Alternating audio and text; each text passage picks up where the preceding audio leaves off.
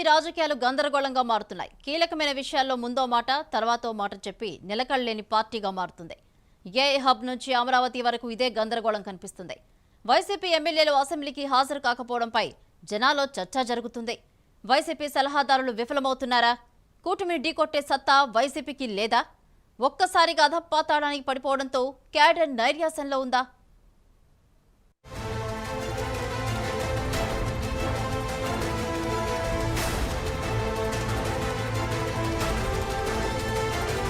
వైఎస్ఆర్సీపీలో సీరియస్ గా ఒకే స్ట్రాటజీని కంటిన్యూ చేసే మెకానిజం మిస్ కావడంతో ఆ పార్టీలో గందరగోళం ఏర్పడుతుంది.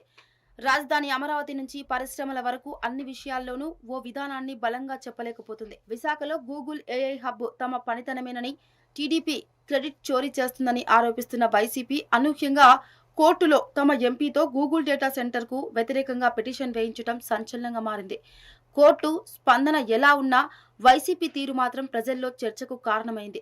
పాత విషయాలపైన ఇలాగే వ్యవహరించిందన్న అభిప్రాయం రాజకీయ వర్గాల్లో వినిపిస్తుంది. వైఎస్ఆర్ కాంగ్రెస్ పార్టీలో ప్రస్తుతం ఒక స్పష్టమైన స్థిరమైన వ్యూహం లోపించడం ఆ పార్టీ ఉనికికే సవాల్గా మారుతుంది.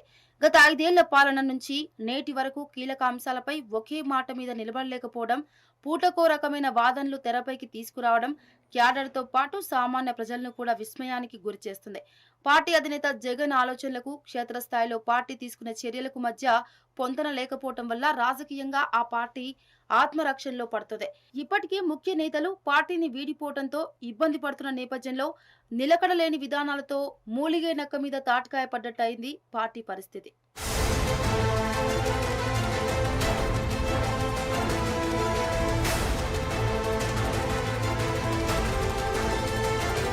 కేవలం ఐటీ రంగమే కాదు, రాజధాని అమరావతి విషయంలోనూ వైసీపీ ఇమేజ్ ఇప్పటికే దెబ్బతింది. ప్రతిపక్షంలో ఉన్నప్పుడు అసెంబ్లీ సాక్షిగా అమరావతికి మద్దతు తెలిపి అధికారంలోకి రాగానే 3 రాజధానుల మంత్రాన్ని పఠించడం ఆ పార్టీ రాజకీయ నిలకడను ప్రశ్నార్థకం చేసింది.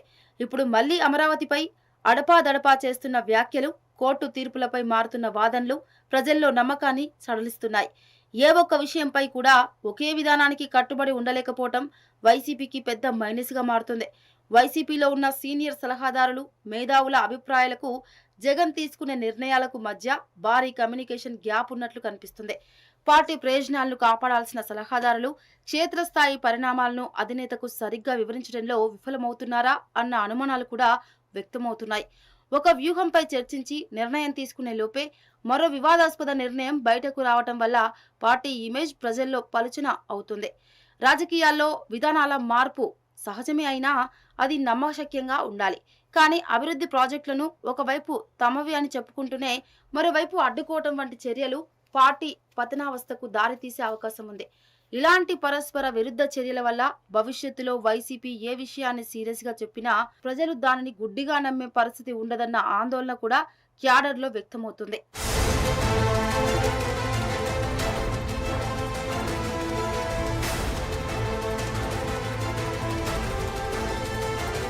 పార్టీ ఆవిర్భవించి 15 ఏళ్లు దాటింది. 5 ఏళ్లు పార్టీ అధికారంలో ఉంది. కొంతమంది నేతల నోటి దురుసు వల్ల జనాల్లో బాగా పలచనయింది. అధినేత సైతం నోటి దురుసు నేతలను కట్టడి చేయలేదు. దీంతో ఘోర పరాజయం మూటగట్టుకుంది. అయినా ఇంకా అధినేత తీరులో మార్పు రాలేదు. తిరుపతి లడ్డు విషయంలో కూడా సరైన విధానం అవలంబించలేదు. వైసీపీ హయాంలో జరిగిన అవకతవకలు సాక్ష్యాలతో అధికార పక్షం బయటపెట్టింది. దీనిని పక్కదో పట్టించడానికి హెరిటేజ్ ఇష్యూని తీసుకొచ్చింది. దీంతో లడ్డూ కల్తీ విషయంపై ప్రజల్లోకి వైసీపీ వాదన వెళ్లలేదు. అసెంబ్లీ సమావేశాలకు ఎటు వెళ్లడం లేదు. మండలిలోనైనా ప్రజల పక్షాన మాట్లాడే అవకాశం వస్తే అనవసర విషయాలను తెరపైకి తెచ్చి సమయాన్ని వృధా చేశారు. అటు సభలోనూ ఇటు ప్రజాక్షేత్రంలోనూ వైసీపీ ఫెయిల్ అవుతుంది. ఎంతసేపు చంద్రబాబు, లోకేష్, పవన్ కళ్యాణ్ విమర్శించడం మినహా సరైన విధానం ఒకటి లేదు. దీంతో ప్రజలు సైతం వైసీపీ అంటే దూరం జరిగే పరిస్థితి వచ్చింది. సహజంగా రాజకీయ పార్టీ అంటే ఓటమి తర్వాత సమీక్ష జరిపి ఎక్కడ ఫెయిల్ అయ్యామో తెలుసుకొని మళ్ళీ అలాంటి తప్పులు జరగకుండా జాగ్రత్త పడుతుంది.